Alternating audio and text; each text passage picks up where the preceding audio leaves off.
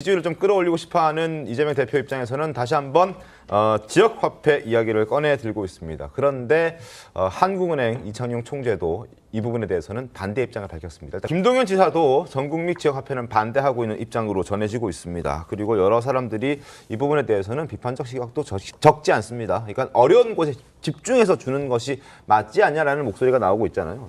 경제학을 제대로 배우신 분들, 이창용 한국은행 총재라든가 뭐 경제부총리를 지낸 김동연 경기지사라든가 이런 분들은 당연히 반대할 수밖에 없죠. 왜냐하면은 이건 통계적으로 계량적으로 검증이 됐습니다. 우리가 2020년에 그 코로나 재난지원금을 전 국민에게 지급을 해봤지 않습니까? 네. 그러고 나서 KDI가 그 재난지원금의 소비 증가 효과에 대해서 계량적으로 검증한 리포트가 있습니다. 거기 보면은 재난지원금을 100을 지급을 하면은 실제로 소비 증가 효과는 한 28 정도밖에 안 된다는 겁니다. 그게 왜 그러냐면은 재난지원금을 받으면은 사람들이 일단 쓰지만 그 다음에 본래 받을 소득, 그러니까 월급이나 그 밖에 소득이 들어오면은 그걸 가지고 다시 빚을 갚거나 저축을 하는 데 쓰기 때문에 궁극적인 소비 증가 효과는 크지 않다는 겁니다. 그리고 한국은행의 자료를 보더라도요, 이렇게 경제활동과 무관하게 돈을 나눠주는 것을 우리가 이전 지출이라고 합니다. 네. 그 이전 지출은 재정 승수가 0.2밖에 안 된다. 그런 자료가 나와 있습니다. 그렇기 때문에 경제적으로는 사실 국가의 빚을 늘릴 뿐 효과가 그렇게 크지 않다는 게 검증되어 있거든요. 그런데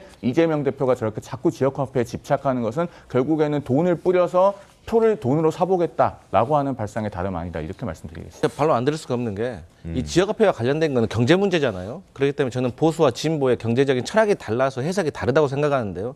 제가 지금 생각이 안 나서 그러는데 그 당시에도 여러 가지 지역화폐를 통해서 긍정적인 시그널을 보낼 수 있다는 지표들도 많이 있다는 점을 말씀드리겠습니다. 그 철학을 말씀드리니까 제가 짧게만 넘어가면요. 오늘 아침에 중앙일보 인터넷판에서 보도를 했던데 그 노무현 전 대통령은 임기 5년 내내 이런 상품권 같은 것을 발행해서 재래시장을 살려달라는 요구를 현장에 갈 때마다 굉장히 많이 받았습니다. 그때마다 노무현 전 대통령 일관되게 그것은 우리 정부에서 할 수 있는 경제정책이 아닙니다 라고 이야기를 했거든요. 그러니까 이것은 보수냐 진보냐의 문제가 아니라 국가 경제에 대한 올바른 철학을 갖고 있느냐의 문제인 것입니다. 민주당은 경제정책마저 이제는 노무현 정신이 사라지고 이재명 대표 일극체제가 지배하고 있는 정당인 것이죠.